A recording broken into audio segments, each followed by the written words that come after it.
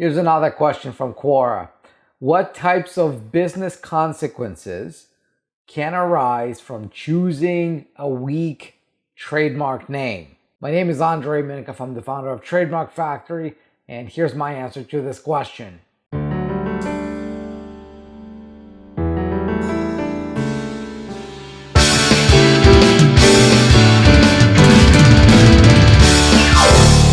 First of all, let's agree on definitions.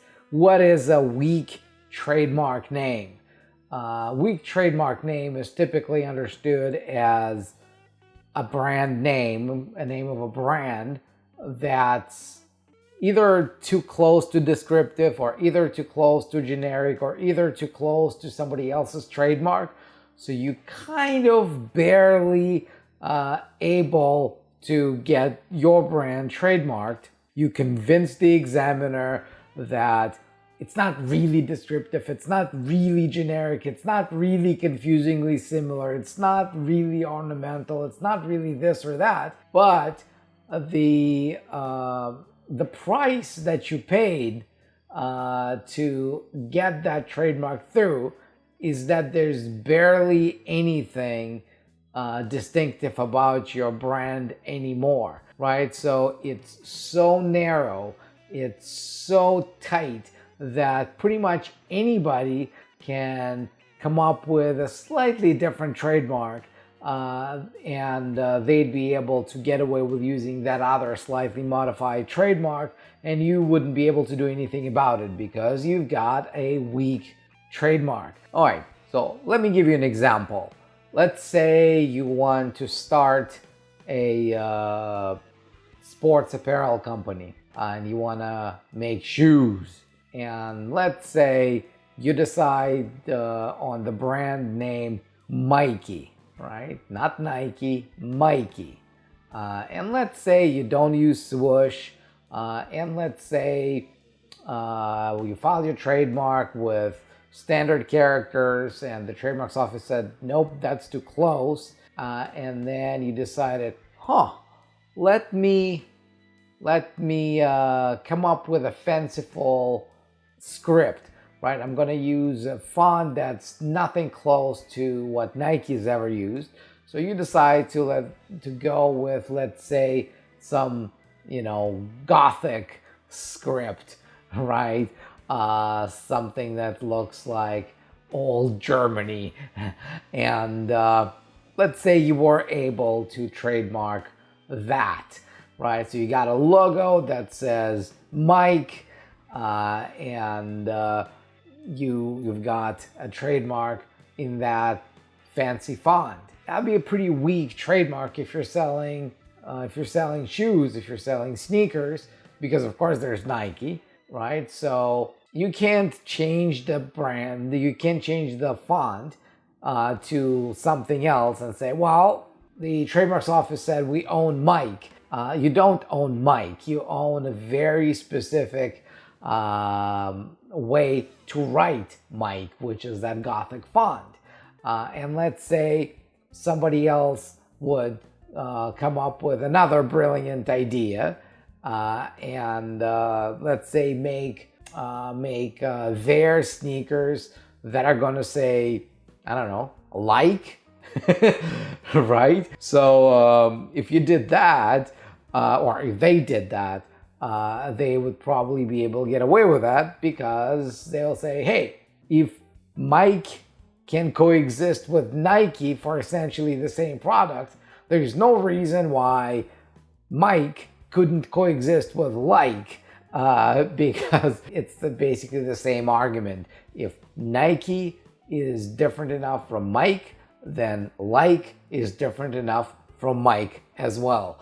So by having a weak trademark, the consequence is that you have something that's very difficult to enforce. If it's very difficult to enforce, the valuation of the brand goes down, right? It's not as valuable as a brand that you can easily enforce against your competitors. And it also means that your cost of defending the mark, the lawyer fees, all of that goes up. It also increases the risk of somebody else going after you, because again, there's no certainty as to whether is it just a weak trademark, inherently weak trademark, or is it a trademark that should never have been protected, should never have been trademarked. So there's a lot of moving parts there. So when you're only starting the business, and this is actually something we see all the time with clients. So they would say, let's say, come up with a brand for a business that's just about to start, and they fall in love with their brand. And we do the search, and because again, with Trademark Factory, a comprehensive trademark search is embedded, is included in all of our packages.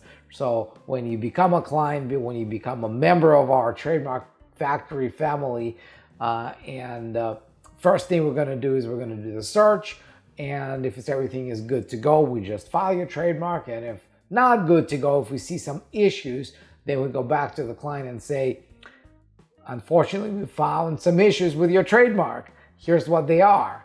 And oftentimes, the reflex of the brand owner is to come up with some minimal changes so that their original idea goes through. And sometimes it works, but more often than not, we actually need to have a conversation where I tell them, look, in the best case scenario, we might be able to get this thing registered for you, but the value of it is going to be not much more than the piece of paper on which it will be printed.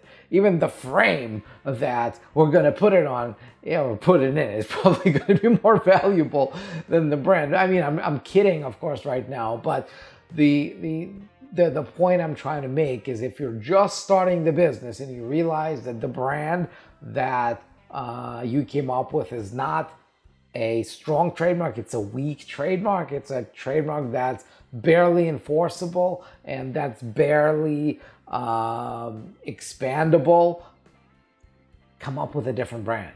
Because it's never about great brands. It's always about unique brands that become great over time. If you look at 100 of the most valuable brands in the world, most of them are nothing special.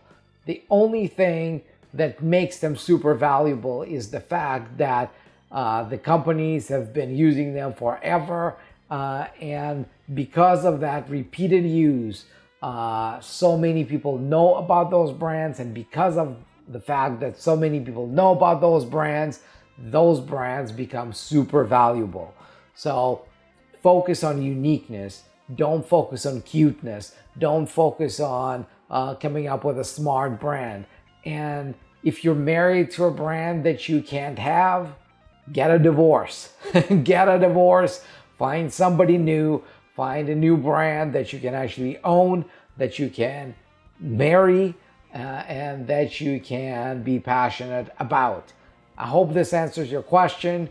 And if it does, great. Make sure you subscribe. If it doesn't, post a comment below. In fact, if you got a question for me that I have not answered yet, post a comment below. That's the easiest way for me to know about what you're interested in.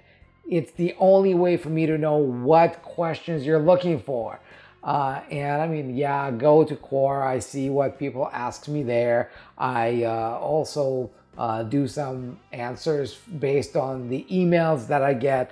But the most direct way for you to ask a question and for me to answer it is through you posting a comment below, and we'll just take it from there. And until then, I'll see you in the next video.